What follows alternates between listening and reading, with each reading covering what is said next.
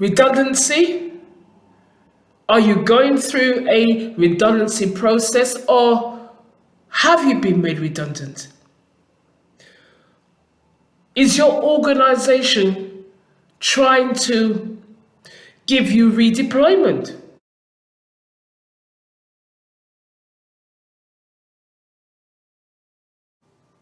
Are you feeling angry? Do you have anxieties? Are you scared? Are you frightened? Are you worried about your family and about your financial situation?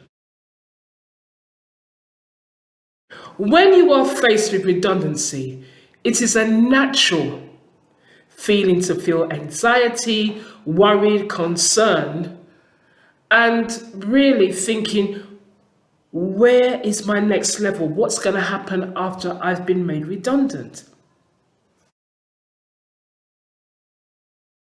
When you are faced with redundancy, when you're given your redundancy notice, I know it's very easy for me to say because I've been there, right? Try and not panic.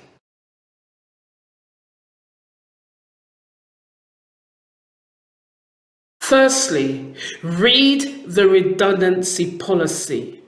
And remember, it's not you being made redundant, it's the post or your job being made redundant.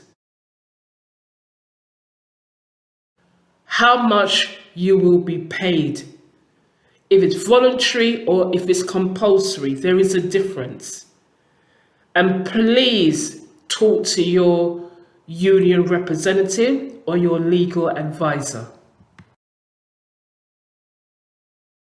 If you are faced with redundancy, you need to make a list of your income and expenditure.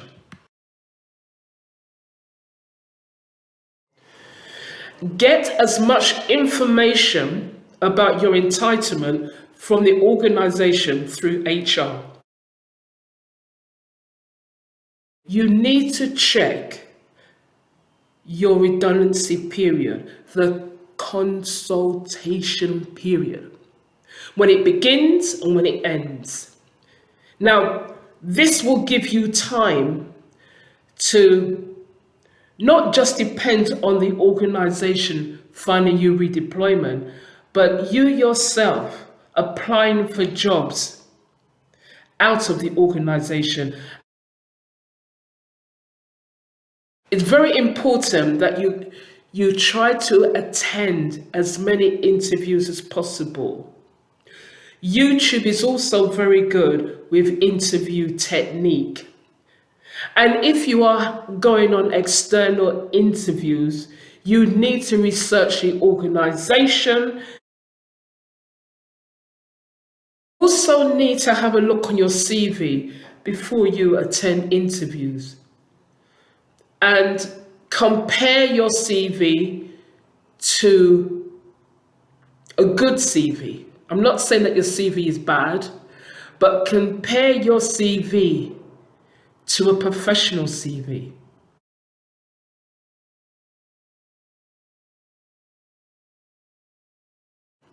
Once your CV is ready with your skills, your experience, your expertise, etc., and you can match it to the job that you're applying for, just send it out, email it out, send it out to as many agencies and organizations and job centers as possible.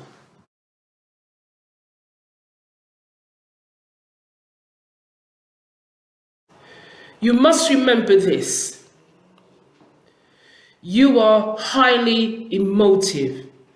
When anyone is facing redundancy, I would advise you to go on stress exercise, good mental health exercise to support you. At the same time, when you do go into meetings, you are highly emotional. And for that reason, you need to have a union rep representing you, a legal advisor, or a work colleague that you trust.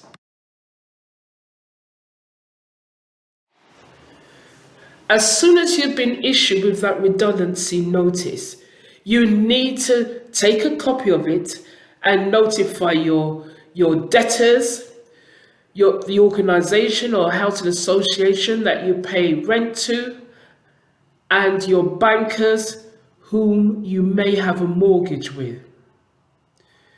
It looks good. From day one, if you can do that, it looks good. And then they're able to give you support. They may have a support program to help you with your rent or your mortgage if all else fails and you are made redundant. In my case, I was offered redeployment, but it wasn't easy. I had to do an interview.